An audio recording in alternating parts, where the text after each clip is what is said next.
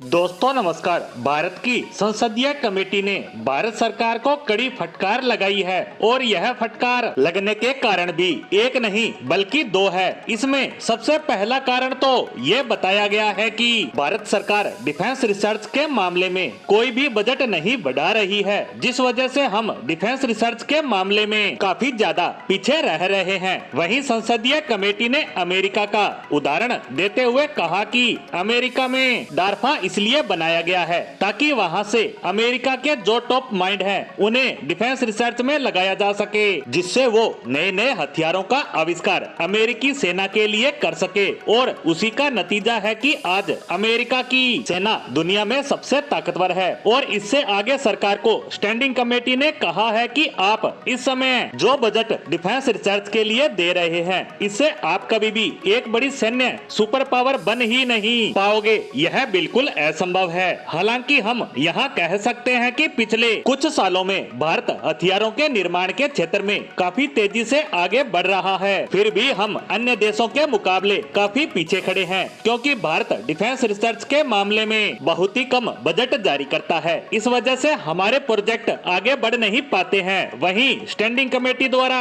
जो दूसरी बात कही गई वो इससे भी ज्यादा महत्वपूर्ण है। दरअसल कमेटी ने कहा है कि पिछले कई सालों से हम कह रहे हैं कि आप जल्द से जल्द लड़ाकू विमानों की डील करो। इसमें भले ही आप राफेल खरीदो, अमेरिका का FA-16 खरीदो, सुखोई खरीदना है तो खरीदो, जो भी विमान खरीदने की आपकी इच्छा है उसे खरीद लो, लेकिन आप जल्द से जल्द यह डील पूरी करो और हमारी वायुसेना को लड़ाकू विमान खरीद कर दो, क्योंकि हमारे लड़ाकू विमानों की स्क्वाड्रन की क्षमता बड़ी तेजी से गिरती जा रही है। और आज की स्थिति ये है कि हमारे पास अच्छी क्वालिटी के लड़ाकू विमानों की 30 से ज्यादा स्क्वाड्रन नहीं है, जबकि चीन और पाकिस्तान को काउंटर करने के लिए कम से कम 42 से 45 स्क्वाड्रन होनी चाहिए, यानी कम से कम 150 लड़ाकू विमानों की कमी भारतीय वायुसेना के पास है। और यहीं पर बात नहीं रुक रही, क्योंकि भारतीय वायुसेना के पास पुराने लड़ाकू विमानों की भरमार है और जिन्हें भी हमें रिटायर करना पड़ेगा, और उस वक्त हमारी ये स्क्वाड्रन क्षमता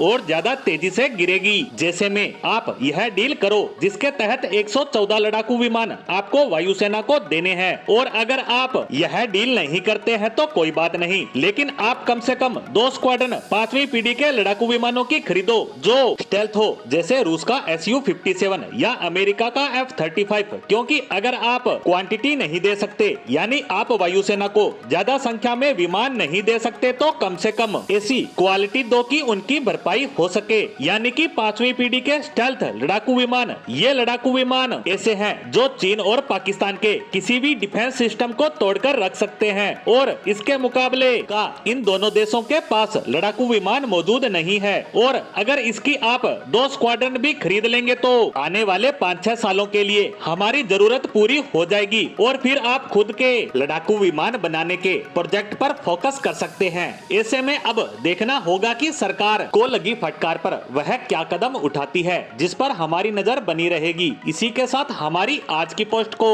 यहीं समाप्त करते हैं। धन्यवाद।